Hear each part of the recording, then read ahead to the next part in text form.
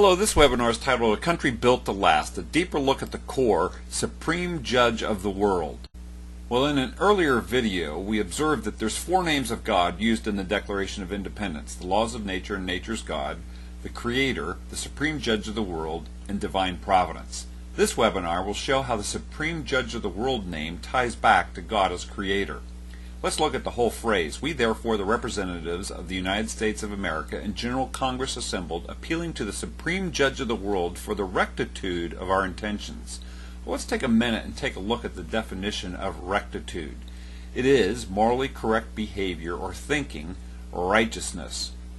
Here are some synonyms: virtue, morality, honor, honorableness, goodness, integrity, principle, honesty, trustworthiness, uprightness, decency, good character. You get the point. Well, what this means in this phrase then is that God holds people accountable for their actions. This includes political leaders and what they do in office. George Washington knew this from the outset, as did the other founders.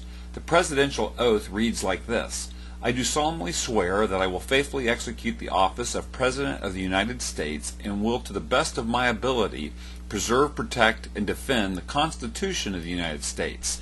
That's the oath, but he added this phrase, so help me God, because he knew that God was the supreme judge of the world and judged the hearts of men and their efforts when they're in political office and when they're living as citizens in a country.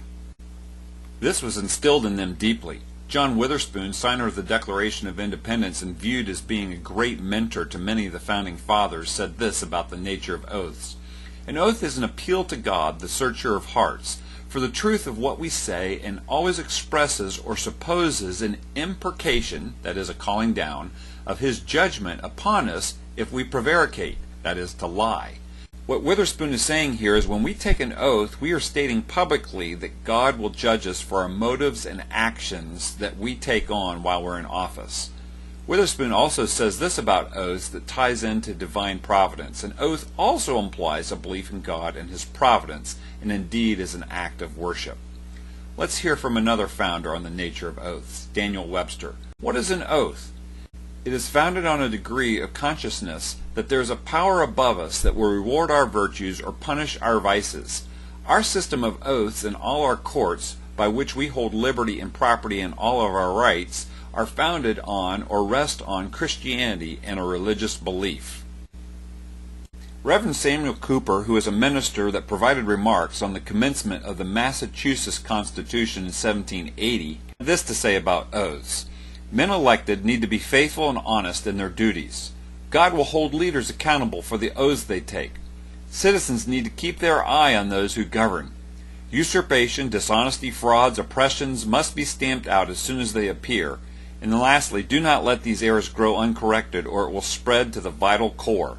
Righteousness exalts a nation.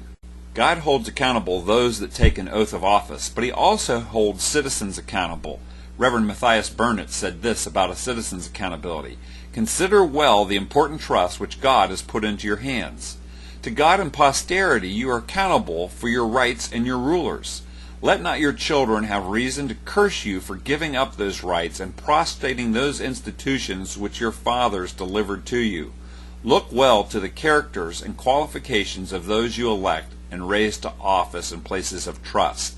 And so citizens will be judged based on how they vote in the people that they choose to put into office. Again, reflecting the founders' thoughts that God truly is the supreme judge of the world. Well, let's tie this together as we close. God establishes Himself as the judge because He in fact is the Creator.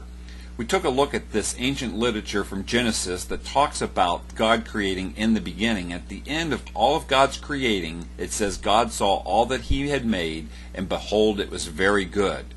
God, because He is the Creator, gets to judge those things that He has created, including creation itself, which was good, but also our actions as human beings. Just 2 scriptures to close. You alone are called the Lord, that you alone are the Most High, supreme over all the earth. And He comes to judge the earth. He will judge the world in righteousness and the people in His truth. So hopefully this short webinar has shown how the Supreme Judge of the World name actually ties back to God as Creator. My name's Craig Seibert. Thanks for listening.